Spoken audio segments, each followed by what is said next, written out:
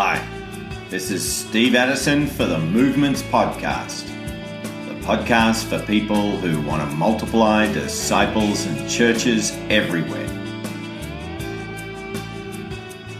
Today we're talking to Ross Ramsey, Aaron Pribanic, and Kyle Pierson about NoPlaceLeft, Dallas, Fort Worth, Texas. Just pursued some people to labor in the harvest with, and met Aaron right away. He just got out of minor league baseball and was looking for something to do. And we got connected through a prayer meeting, and man, this guy was just a beast in the harvest, beast evangelist, just an animal. So I was like, man, I gotta partner up with this guy. So we began to work together pretty fast, and just going out and into the areas of DFW and engaging people with the gospel, praying for them, and telling them about Jesus, and just began to work together and try to figure some things out and get connected to some other people in the United States that are doing this. Growing up in Dallas, I didn't know Jesus. I had a lot of people that in my life that were Christian, but I never heard the gospel until I was 22. And so I just kind of early in my walk with Christ about 10 years ago, I just kind of resolved that I didn't want what happened to me to happen to others, to go their whole lives without hearing about Jesus, And so I think just what draws us together is that we believe that we believe the gospel. It's true. If the gospel is true, we have to share it. And so all the other stuff, the four fields, all of it hinges on that message. It comes down to the word of God being proclaimed. And so I think that's what draws us together. And all the strategies and the tools and those things are a supplement. They're great. But the main thing is people need to have an opportunity to encounter Jesus. So it was the end of 2016, and I was at a local church, and we were just really frustrated with we're not reaching our community. We were actually just on a slow decline, and my pastor was extremely frustrated. And we were just grabbing at straws, to be quite honest with you. I sat down with Kyle and Aaron at Panera Bread. It was on a Tuesday. It was January of 17. And they sat down, and I'll never forget, we're 2 minutes into our conversation, and their phones go off. And they go, "Can we just stop?" And I'm like, "What? Why?" And they go, "I want to pray right now." And I'm like, "That's kind of rude." It was 10:02. So he prays, but it really left an impression on me. And because they prayed, Lord of the harvest, send out laborers. And so the next few moments, he kind of explained what they're doing. And I understood just a little bit of it. But what I loved about him is their passion. And he showed me some four fields thing, didn't really connect with me. And from that point forward, the next thing I remember is I mentioned an apartment complex was a whole nother story that was begging for us to come in. And Kyle says, "I tell you what are you doing next?" I think Kyle said, "What are you doing next Tuesday?" He said, "Let's go over to that apartment complex and you just watch what I do." And I'm like, okay. And then the rest. One thing that just, I think, binds us is the burden for lostness. But it is the commitment, I think, to the scriptures and believing that the word of God is showing us how to reach people far from God and reach an area. And so we're committed to that. We're committed to the word of God. We're committed to the Bible. We're committed to, do what it says and find our strategy, find our answers from what Jesus did. Well, there's 7.2 million people in the Metroplex, 5.5 million lost people far from God. So that means there's 1.7 million, at least in name, Christians. And so early on, Kyle and I spent a lot of time doing direct engagement among unreached people groups, mostly South Asians in the Metroplex. And over a period of time, a lot of failure and some people that were investing in us, speaking into our work, we started thinking more geographically. We always had an eye on partnering with the local churches in our city. But those doors just hadn't really been open. We had some false starts, 5 or 6 times with trainings. We cast vision and had coffee with 36 pastors and leaders, and it just didn't go anywhere. And so in the midst of really prayer and fasting, we got connected with Ross, and you heard kind of his story and just his background and his connection with Jeff, and just the God ordained connection that was. But what brought us together was that kind of geographic focus, seeing the whole city as our field, not just the bullseye, which is the unreached in our city, and recognizing that if every believer in Dallas shares the gospel once a week, then every year all the lost people will hear the gospel 14 times each. And so there's a massive labor force just waiting. And as we've done trainings and as we've modeled for people, man, the people in our city are dying to experience Jesus. They really are. They want to make disciples. They want to share the gospel. There's just barriers. And so we see it as our responsibility to help remove those barriers, to love people, to model for them, to help them. And Ross was really the first in his church, was the first really legacy church that really engaged with us. And that partnership is extremely strong. And there's so many other churches that we've been able to have significant partnersip and relationships with as a result of that. One step back. That apartment complex that me and Kyle went to back in January of 17. Let me tell you a little story there. Of several weeks before, somebody in our church, a layman, he's over a Spanish work here, drove over to that church or that apartment complex, knocked on the apartment manager's door to try to reach some Hispanic believers or Hispanic people in that community. And the manager was like, you know what? We really don't have that many Hispanic people over here, but we need a church over here helping us with all these kids running around. And so he came back to my pastor and said, hey, there's nothing for me to do over here, but this apartment is begging for a church to come into this complex. And so I went over there, and sure enough, the manager was just falling all over herself with a cigarette in her mouth, saying, you guys need to get over here and do something. You're right. And I'm like, yeah, I don't know what we're going to do. And so we're all sitting on the steps of the manager's office, and she looks out, and I'm standing there. I'm getting ready to get in my car, and I go, oh my goodness, you can see our steeple from your office. She goes, yeah. Let me tell you the story. She goes, right before your guy from your church came in, we had a storm that night, and it blew down all these trees, and it knocked over the trees that we could see. We could see your steeple. And I came out that morning, and I go, that church needs to be over here doing something. And then that guy from your church came over that next day. And so I tell you that story because there was an apartment complex, an entry, Field 1, was begging us to come in there. Now, we were going to go in there and do all the typical stuff, a block party, do something that was real mercy ministry. Well, right at that time that they were begging us to come in, I get introduced to Kyle, and he introduces me to Field 2, 3, and 4, which I had no idea I was going to do that. And so that was really a strategy that God gave Kyle and Aaron, that they came along. And then it was like a match made in heaven. And we went over there, and we saw that was the entry into our community.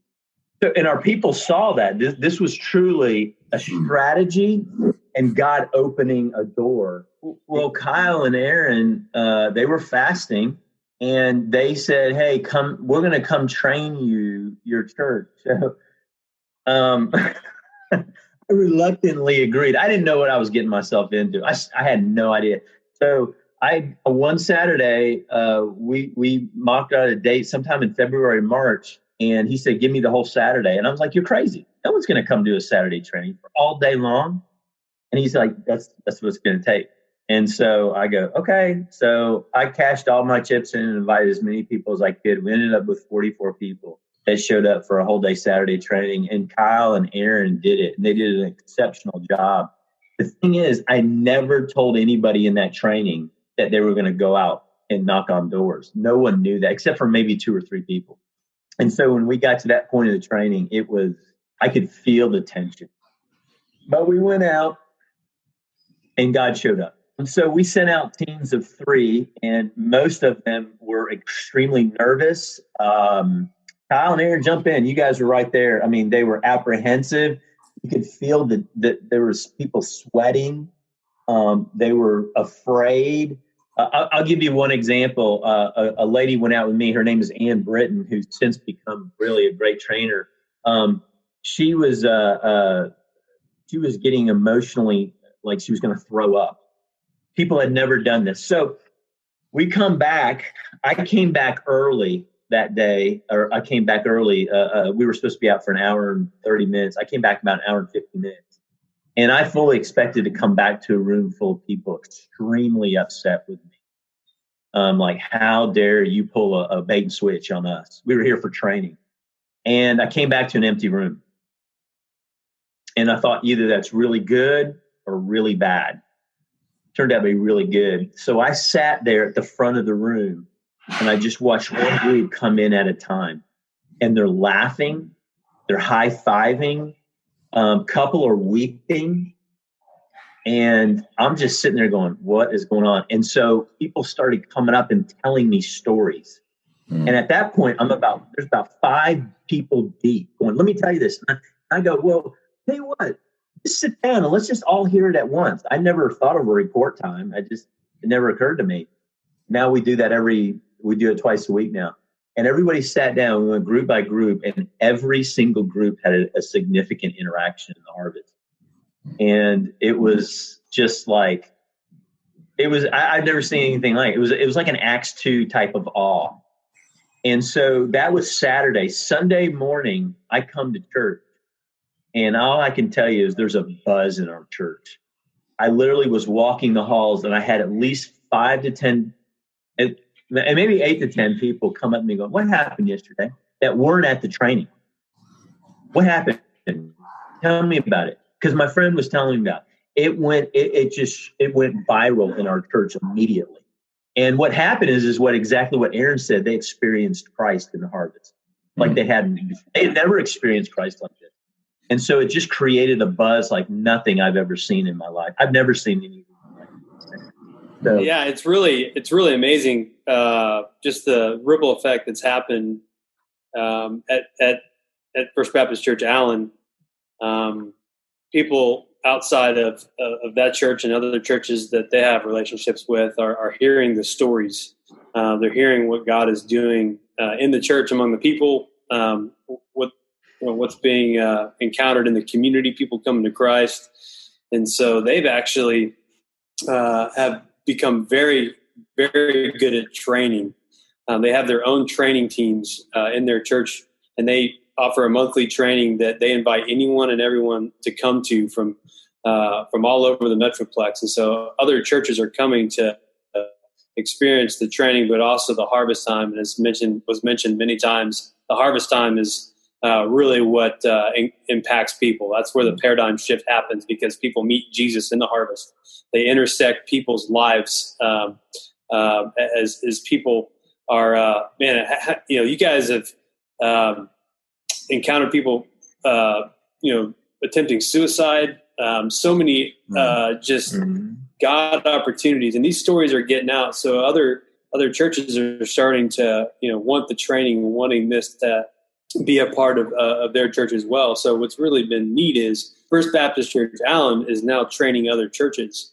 And so that vision is now being carried across to other sister churches in the Metroplex. And they are now starting to train their own people and starting efforts to impact lostness around their church. But again, the byproduct of what they're seeing is, yes, people are encountering Christ in the community, but the spiritual depth in the experience of Christ in the lives of the church people are through the roof.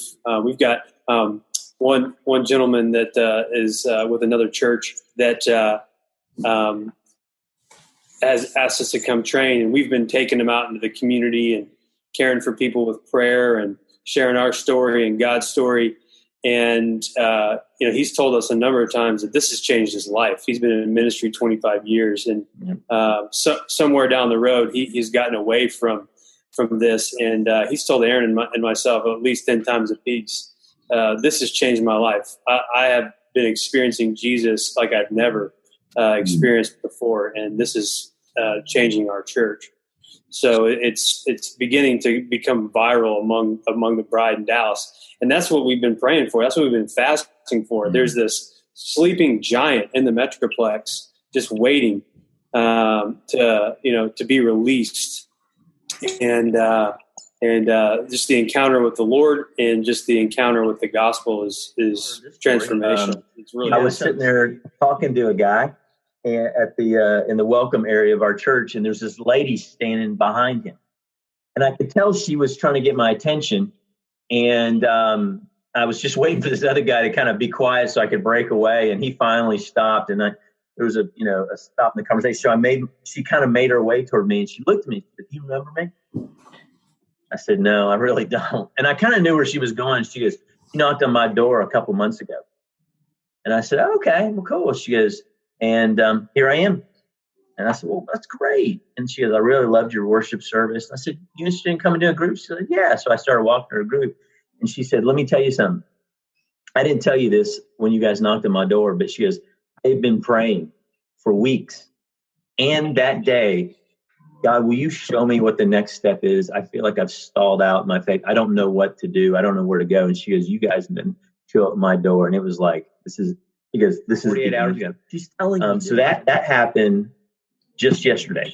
Okay. Last Wednesday, my wife is out in the harvest. She knocked on the door of this girl. A 25-year-old comes to the door, and we do our thing, pray that we get into the 3 circles. So my wife starts to show the 3 circles, and she stops her. She goes, "I've seen this." And she goes, "But continue going on. I want to see it again." My wife's like, "Okay." So she finishes it out, and she goes, "Let me tell you, you guys knocked on my boyfriend's door sometime in the past. She didn't know. She didn't tell when or how." She goes, "And you shared the 3 circles with him, and he kept the card and has since shared it with me." Okay, so now we get into the girlfriend, and she eventually opened up. She's a Mormon. She's really frustrated in the Mormon faith, trying to keep the rules. And her boyfriend have been talking about this, and they feel like this might be something they need to look into. And so that happened last Wednesday. This past Sunday. So, the stories are just starting to roll in when you abundantly go into your community over a period of time. It really starts to get a momentum and a critical mass. And we're starting to see those stories almost once to twice a week now. But it's taken a year and a half being in the harvest. And they're just starting to really bubble up everywhere. We talk about what is No Place Left. It's local ownership of the core missionary task. The core missionary task being defined as entering fields, peoples and places, sharing the gospel, discipling new believers, planting new churches, and raising up leaders. We want to see local ownership of that task all across the city. And so for us, you think about discipleship containers, and different ways to gather people. And, Jesus had his discipleship container with the 12 as he traveled around in his itinerant ministry. And for us, raising up teams has been the kind of like the container that has really stuck and has really communicated well in our city. When we talk about church planning in DFW, it's met with resistance. There's a buzzsaw when you talk about church planning because there's territorialism. I don't know if that's a word. People are territorial. There's confusion on what it means, right? And so we have a lot of churches. Why do we need new churches? Things like that. But when we talk about teams, the focus becomes let's engage lost people. And people get the vision. There's 5.5 million lost. So we have right now somewhere in between, it fluctuates when you have leadership and different things, but somewhere between 15 and 20 teams from the east side, from Garland, all the way west of Fort Worth to Weatherford. People that are taking local ownership. So we're defining a team as those who are meeting on a regular basis in a 3/3. We're calling it the pattern of discipleship. They're engaged in the harvest, and they have a plan to engage the lost, and they have a vision. They're committed. They're unified to reach lost people in that area. And so the churches can be teams. Churches can have multiple teams. Could be a family. Could be a Bible study. They can take many different forms, but they're rallying around those 3 things: the pattern of discipleship, a harvest time, and a vision. And so our heart, our goal, our vision is to see the city saturated with these teams so that all 7.2 million people have somebody who's taken ownership, that they would hear the gospel. And obviously, would have the tools to disciple and church plant beyond that. Are churches being planted in Dallas-Fort Worth? Yeah, absolutely. And a lot of those, early on that started with us just being church, coming together with those that we were laboring with and being church. And so we kind of resisted that for a while, saying, hey, we'll just go plant churches in the harvest. And it wasn't until we decided to be church with our team, with the people that we had been laboring with for a time, that other churches started to be planted. And one of those, we had a guy in Fort Worth, Chris. Him and his family came for 6 weeks and were a part of our church. And they went back to Fort Worth and planted their church. And they've since have multiplied a few churches out of that. And then just, in different harvest fields, we're seeing sometimes it's the yellow lights, the people that aren't committed. Sometimes they have a Christian background, but just gathering some of those people together. And so just down the street from where we are right now, for the last 16 months, there's been a church meeting, and a man from Uganda opened up his home, House of Peace. And there's been a church meeting in his home for the last 16 months. And that church has seen many, many people come to Christ. They've seen several of those people get baptized. The discipleship is sometimes it sticks, sometimes it doesn't with some of those folks. But the goal of those teams is certainly to impact lostness, and the result of that is going to be new disciples and new churches. And so that's one of those things where just that language communicating, starting with one and letting the byproduct, kind of like with Ross, the discipleship within their church, seeing the health of that increase is now bubbling out over into the community. The same thing with that team vision. People are coming alongside each other with that vision, and they're using those tools. And the end result is they're going to make disciples and plant churches in the community. So we're seeing that. It's hundreds of people that have come to Christ. People have stuck around for a time, and then they'll evaporate. Just to be completely honest with you and transparent, it's one of our biggest stockages right now is sustained discipleship and sustained church. And I think that might be a stockage that's pretty universal.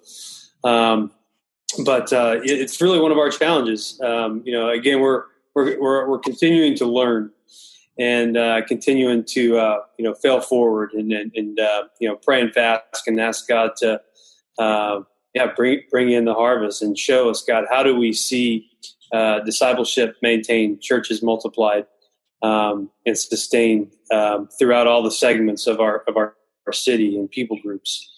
And so we've seen a lot of people make decisions to follow Jesus. We've seen a lot of people baptized. We've seen a lot less of those people really stick around for discipleship, and that's not really a lack of effort on our end. We're doing our best that we can to follow up with those people immediately, and enter into a relationship with them and begin to gather them into an existing church that's happening, or see them start to gather new people to start new churches. But really, it's really one of our main points of challenge right now. So just continuing to learn. There is a brother in Fort Worth. We'll just call him Peter. He's a cross-cultural guy from South Asia and very gifted practitioner. He is seeing probably some of the most fruit possibly in North America, especially among refugee populations. He's seen about, I think it's 800 people baptized in the last 8 years, and seeing lots of churches started and sustained. And so we're learning from him. How can we begin to deploy these same types of practices that he's doing? And a lot of it's not a lot of it's different. It's a lot of the same stuff that we're doing, and we're trying. We're, like I said, still learning, still moving forward. We don't have immediate impact that we're experiencing is among the existing body of Christ and in the community. So the gospel is going out immediately into the fields, and so. People are hearing the gospel a lot more than they had a year ago. I would say in the DFW Metroplex, and really there's a bit of a groundswell building. We really feel like there's just a momentum, something is happening at some point. It's kind of like bamboo, you'll start to see it sprout, really fast. And we just really kind of sense that's what's happening.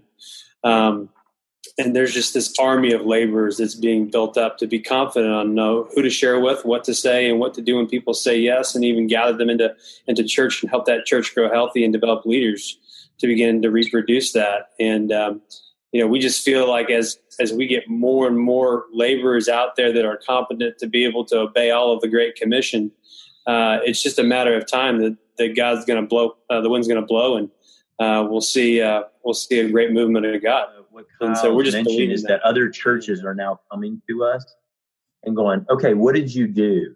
How are you doing this? So for me, I feel like what God has called me to do is to go to the existing church and say, come on in here and let me show you what we've learned and what we're going to do.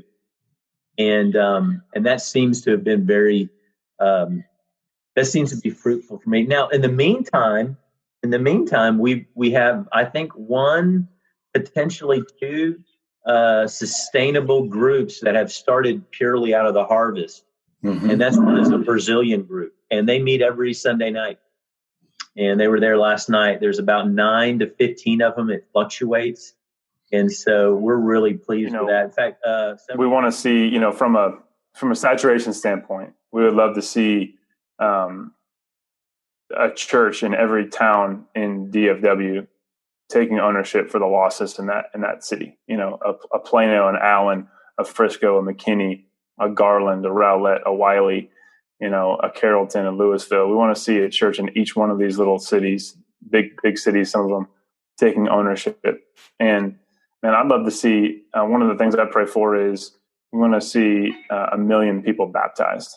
What if 1 million people came to Christ and got baptized? And I think we're seeing spiritual renewal in our city. People are, like we've talked about before, experiencing God in a new way. They're seeing the Word of God differently. They're reading the Bible differently, and they're obeying Jesus in a new way.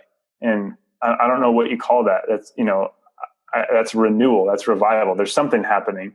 And I think, like we've said, like Kyle said earlier, the end result of that is that lostness is going to be impacted. We know that is God's heart. It's God's heart is that his people would be obedient, but his heart is also that other people would come to know him. And so we're ecstatic about what God's doing in the church, but we don't think he's doing something in the church to stop there. He's doing something in the church to impact lost people. And so someone's going to reap something somewhere down the line. It might not be us. I am fully convinced that I might be dead or long gone, but someone's going to reap the work that these two guys have done. And it's going to be way downstream. But I believe in my heart that we are sowing something that's going to be reaped in another season. And I might see it, I might never see it. But I really do believe that. I sense that in my heart that God's going to do something. Dallas is an increasingly global city. Some of the hardest people groups in the world to reach live in our city. And we're trusting God that we're going to see a multiplying church among every people group in our city. And we believe that God can cascade those movements across the ocean, and we're believing God. I'm believing God for my neighbors from South Asia, and God's already working in their life through their circumstances, and we've gotten opportunities to share with them. And so, we're already seeing just little glimmers, and we're just believing God that, we're going to see the Great Commission accomplished in our lifetime. And we're believing God for that. And we're going to play our part in DFW.